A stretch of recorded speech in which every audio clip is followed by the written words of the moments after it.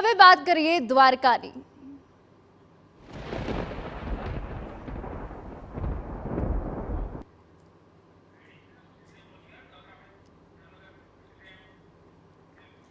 તો હવે અમે આપની દ્રશ્યો પણ બતાવીએ કે જ્યાં જામનગરથી સીએમ દ્વારકા પહોંચ્યા હોવાની વિગતો મળી રહી છે। જી હા, સીએમ દ્વારકા પહોંચ્યા છે। દ્વારકા પણ પૂરગ્રસ્ત એવા અનેકો વિસ્તાર છે કે જ્યાં હાલ પણ હાલત કફોડી બની છે, અનેક લોકો ફસાયા છે।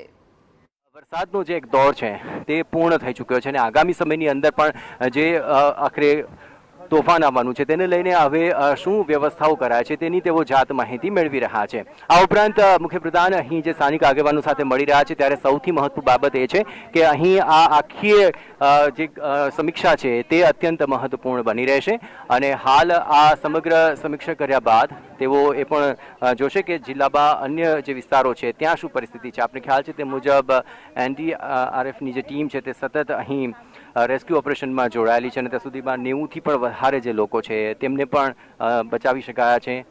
ઇન્ડિયન કોસ્ટગાર્ડ અને અન્ય જે ઓખા કોસ્ટગાર્ડ આ તમામ લોકો તે પણ અહીં ખાસ રેસ્ક્યુ ઓપરેશનની અંદર જોડાયા છે। હવે તબક્કે રામનગરની અંદર હાલ જે આ તમામ પરિસ્થિતિ છે તેની તેઓ સમીક્ષા કરી રહ્યા છે। આપણે જણાવીએ કે આ પરિસ્થિતિની અંદર હાલ તો જે તમામ લોકો સાથે સ્થાનિક આગેવાનો સાથે તેઓ ખાસ વાતચીત કરી રહ્યા છે।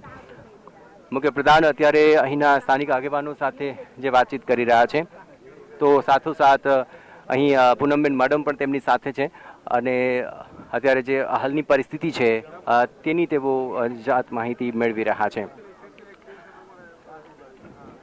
તો સ્થાનિકો માટે ખાસ જે વ્યવસ્થાઓ કરવામાં આવી છે અને શેલ્ટર હોમની અંદર જે તમામ લોકોને રાખવામાં આવ્યા છે તેમને કઈ પ્રકારની સુવિધાઓ આપવામાં આવી રહી છે અને તેમના માટે શું જરૂરી છે તે તમામ બાબતો પણ અત્યંત મહત્વપૂર્ણ બની રહેશે। જોકે સમગ્ર જામનગર જિલ્લો હોય, દેવભૂમિ દ્વારકા જિલ્લો હોય, આ તમામની અંદર પણ આ પરિસ્થિતિઓ જે છે તે પરિસ્થિતિઓની અંદર શું શું મુશ્કેલી પડી અને કયા વિસ્તારો, ખાસ કરીને નીચાણવાળા વિસ્તારોની અંદર શું પરિસ્થિતિ છે તે જાણવાનો પણ તેમણે પ્રયત્ન કર્યો અને હવે આગામી જે સોનલ મહેતા શેલ્ટર હોમ પાસે જે તમામ લોકો રાખવામાં આવ્યા છે તેમને પણ કઈ પ્રકારની સુવિધા મળી રહે તે માટેના પ્રયત્નો કરવામાં આવ્યા છે। તો મુખ્યપ્રધાન અને સાથોસાથ ત્યાં પૂનમબેન મેડમ અને અન્ય તમામ લોકો પણ અહીં ઉપસ્થિત છે। આપને જણાવીએ કે આ તમામ પરિસ્થિતિઓની અંદર હાલ તો જે અત્યારે અલગ અલગ વિસ્તારોની અંદર પહોંચી રહ્યા છે।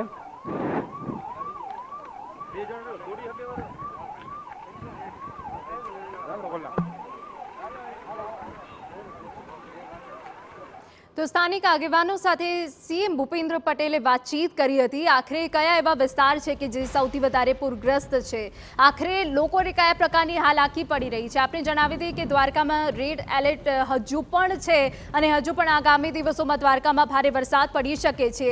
તે વચ્ચે સીએમની આ મુલાકાત અને સ્થાનિક આગેવાનો સાથેની ચર્ચા ખૂબ જ જરૂરી બની જાય છે। અનેક એવા વિસ્તારો છે કે જે પૂરગ્રસ્ત છે કે જ્યાં લોકો સુધી હજુ પીવાનું કે ફૂડ પેકેટ્સ નથી પહોંચ્યા। એ તમામ બાબતોની સમીક્ષા સીએમ ખુદ કરી રહ્યા છે। સાંસદ પૂનમ મેડમ તેમની સાથે છે, અનેક સ્થાનિક આગેવાનો સાથે વાતચીત કરી રહ્યા છે। આપણે જણાવી દઈએ કે સતત 2 દિવસથી દ્વારકામાં ધોધમાર વરસાદ પડી રહ્યો છે, જેના કારણે અનેક એવા વિસ્તારો હજુ પણ છે કે જે જળબંબાકારની સ્થિતિમાં છે, હજુ પણ લોકો ફસાયેલા છે અને તે વચ્ચે આ જે જિલ્લા છે, આ પહેલા સીએમ દ્વારા જામનગરની મુલાકાત કરવામાં આવી, જામનગરના કયા ખેતરોમાં પાકને નુકસાન થયું છે તે તમામ બાબતોની સમીક્ષા કરવામાં આવી અને તે બાદ હવે સીએમ દ્વારકા આવ્યા છે। દ્વારકાથી તે બાદ ખંભાળિયાની પણ સીએમ મુલાકાત લેવાના છે।